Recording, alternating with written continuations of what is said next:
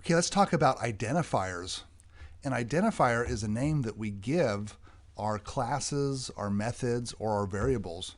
For example, I've got the class program up here. Program is the identifier that I gave this class. Main is also an identifier, however, it's a keyword, and you'll see that there's another keyword here, void, static, public. We can't have those as our identifiers because those are keywords. But what can we have as an identifier? Well, we can have things that start with letters, for example, car. We can have some camel case things, but we can also start with, we can also have identifiers that just make no sense at all, like this. That's a crazy thing to call something, but we could do it. And so we really want to have meaningful identifiers. We could also have underscores. So we could start the identifier with an underscore, like this. And another thing that we can do is we can start an identifier with a $sign. And so if you're doing strings, there's lots of people that like to start their strings with $signs so that they can tell that that's a string. It goes back to old school programming. But we could start with a $sign as well. And then, of course, we have what are invalid identifiers. And we can't start an identifier with a number. We can't start an identifier with some special character. That's wrong. And we cannot have any kind of weird characters within them like that. So that's a greater than symbol. You can't have any logical symbols in your identifiers. Another big mistake that beginning programmers make is they put spaces. So if I was going to have something called carport, well, that's got a space in it, and that's going to be invalid. So no spaces in your identifiers. You can put, however, an underscore. That's legal. Keep in mind that they are case sensitive. So if I had, an identifier CAR and CAR, this time the C capitalized, CAR, and so on, each one of these is different, and so it is case sensitive, and that's a troubling spot where some students will type in an identifier, and then they'll go to use that object, and of course they'll change the spelling or the case, and that's going to screw things up. Okay, so let's talk about naming conventions. And so naming conventions aren't actually syntax rules, but they're just common ways that we name our identifiers so that it makes it easier for us to program.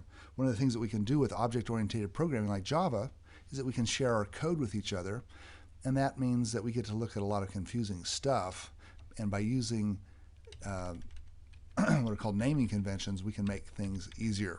So one of the things that we haven't talked about yet, but we will talk about later, and that is packages. When you give your class a package or make it part of a package, you should always name your packages with lowercase. So if I'm going to have some kind of Dungeons and Dragons thing, I would call it lowercase dungeons.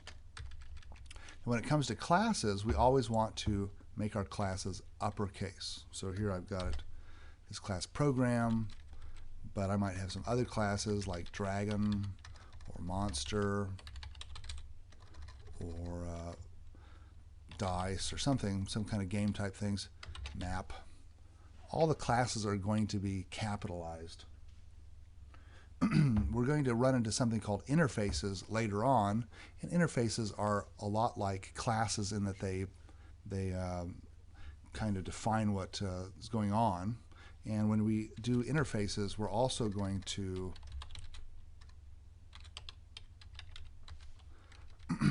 have those capitalized just like we would a class. So here I've got an interface, and all I did is change the word class to interface, but the naming convention is still the same. I'll go back to class. Okay, so another thing that we often are going to create is methods, and here we have the main method. I'll create another method here, public int, and now I get to decide what I'm going to call the main method. I'm going to call this take hit, and here I'm using camel case. So with the method, our first letter is always lowercase. We don't put any spaces or underscores. Instead, we have the second word as an uppercase letter. So with the methods, camel case, start lowercase.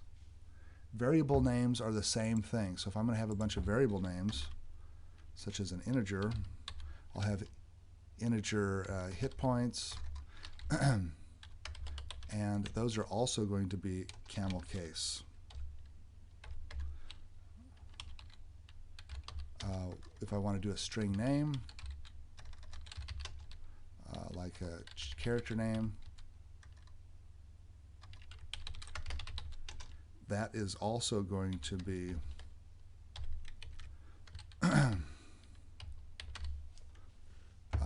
that variable is also going to be camel case. So all your variables are going to be lowercase and then camel case. The only exception is things that are static. So if you've got a variable that's going to be static, like I'm going to have strength, str, I'll make that all capital. And if we're going to have two words, for example, I'm going to have, suppose that hit points never change. Well, that's not a very, let's say that armor class never change. If I'm going to have two words, instead of doing the camel case, I'm going to have the underscore in between it. So that's different. That's weird. But in the case of a constant that's got two words, instead of using the camel case, we're going to put the underscore in between it. Okay, so that's a good introduction to our identifiers and the naming convention that we use to name them.